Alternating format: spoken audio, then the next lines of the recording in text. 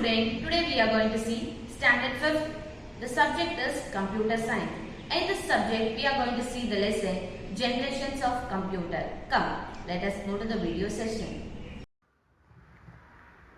Standard 5th Computer Science Lesson 1 Generations of Computer. Computer is an electronic machine which is used to perform various jobs with high speed and accuracy. It is a multitasking device. It is the only machine which based only full of electronic. It can do all the varieties of jobs with a high speed. It is not like a human being. It will work at a high speed and accuracy. It has a multitasking, various purpose of multitasking device it has. Let us read one by one in this lesson. History of computers. In early days, abacus were made from beads and wires and they were used for computing. That means in the olden days there was the abacus. Abacus means it contained wires as well as the beads. With the help of that only they will count and they will be writing all the things. There is two types of abacus was there. First one, it is fully made by Chinese, and the second one, it is fully developed by Japanese. The first one is Susan Pan and second one is Soroban. They are the two types of abacus. It was fully based of mathematical operations. It was consist of many calculating device. It is called as Napier bones for multiplications and division. It is fully based on a only board which consists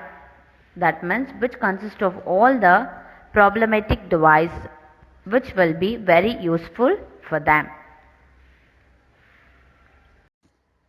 In 1834, Charles Babbage, a British mathematician, proposed a analytical engine, a general purpose programmable computing device. He is the only person who brings all the things to this world. That is, Charles Babbage is the father of computer. He only brought input process, output process as well as the computing device. The process which is the only thing which has been developed by Charles Babbage is the only invention who brought computer to this world. Let us see what are the types of computer and what are the generations of computer in this lesson. First generations of computer. It is from the year 1940 to 1956. It is from the year 1940 to 1956. In the first generation of computer, they use a basic components called vacuum tube. It is useful for many things. It is the first vacuum tube should be used in the first generation of computer. Input was based on punch cards and paper tapes. Output came out as printouts.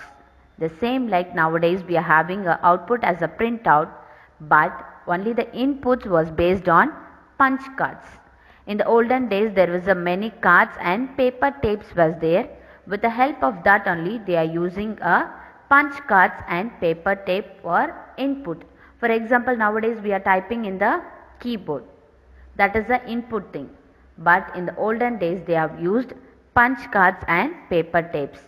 But how we are getting the same printout, they get the output as a printout itself. Here the three things are very important, that is ENIAC, that is electronical, numerical, generator and computer, that is electronic, numerical, generator and computer. The next one UNIVAC, that is UNIVAC, Universal Automatic Computer. Universal Automatic Computer. IBM 701, IBM 701, that is International Business Machine. International Business Machine. These are the examples of first generations of computing device. First we have seen about ENI AC, UNI VAC, IBM. These are the three examples which is used in the first generations of computer. These are the advantages. Let us see what are the disadvantages are there in the first generations of computer. The first one, it generates lot of heat. It absorbs lot of heat. For example, if you are working on the laptop or the system, it will not absorb a lot of heat. But in the first generation, it absorbs lot of heat. Second one, it consumes lots of electricity. A lot of electricity was wasted because of the first generations of computer. And then it was very huge in size. Huge in size means it was very large in size. The next one, it is not reliable. That is, it is not portable and reliable. It was very slow. It was very slow in process. It was used only by a machine language. There was a, nowadays we are using as a human beings are using their computer, but in the olden days only the machine language will use the computer. The last one, it will solve only one problem at a time. It can solve only one problem at a time. These are the first generation which has been taken place by year 1940 1956.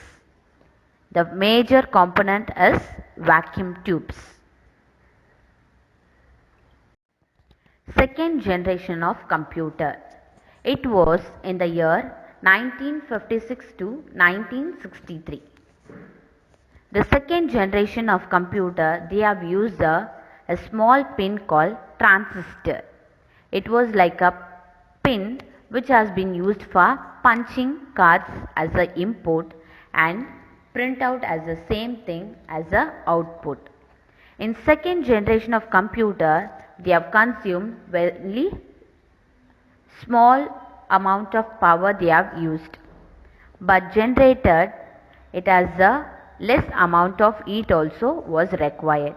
But when we compare to first generation, the second generation was little improvement from the first generation. That means it has consumed only less power and less amount of electricity. So they have introduced a transistor. That is, we have seen about IBM 701. Here they are introducing the IBM 1400 series. That is, they are the two major example, IBM 1400 and 7094. These are the two examples of generations of computer. That is, high level programming language will be there. In the first generation, we have seen about many things, that is machine language only will be processed. But in the second generation, only high level programming, that is COBOL. COBOL means common business oriented language. That is the main thing which has been used for second generation. They have used transistor. And the second one, that is photon, that is formula translated. For example, in the maths and all, we are using some formulas. If you type the formula, automatically the solution will be given by the computer. For this things only they have used second generation. That is, in the second generation they have used the component, that is transistor. It is from the year 1956 to 1963.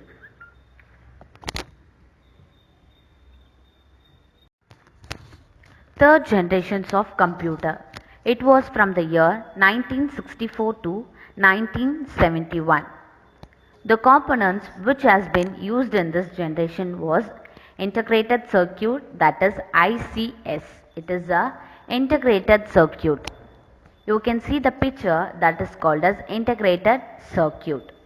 A single IC chip there is a small chip which will be very small. It contains thousands of transistors. For example, in the second generation we have seen about only one transistor was there, but in the third generation there is a thousands of transistor was there. Because of that, the computer become very smaller in size and it was faster than the first two generation. It is more reliable and very less expensive. Less expensive means it was very cheap in price. Instead of punch cards, they have used a very great thing that is called as keyboard, and the thing which can be seen on the screen that is called as monitor. In this generation only they have used a keyboard as well as the monitor. This generation is the third generation and it was in the year 1964 to 1971. In this generation they have used a small which is related to the transistor. It contains thousands of transistors. It is called as IC, that is integrated circuit. In this generation also they have used the high level languages, that is Pascal, Basic, Algol were used in the third generations of computer. These are the three very high level programming things. This is about a third generations of computer. In this generation only they have used a keyboard and monitor. What we are using the same things nowadays.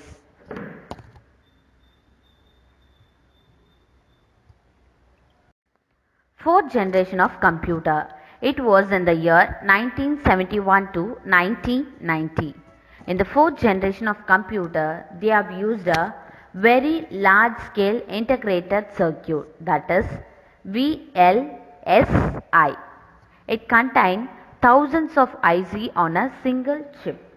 In a single chip, it contains many thousands of ICs. So, because of that only they have introduced the fourth generation. The other development in this generations are time sharing. We can share the times as well as real time distribute operating system, that is distributed operating system. We can distribute the operating system as we like, but time sharing will be very important thing, and real time we can consume lot of time in this generation. In this generation itself they have introduced the network and internet. What we are using in this fourth generation only they have introduced all the things about internet and networks.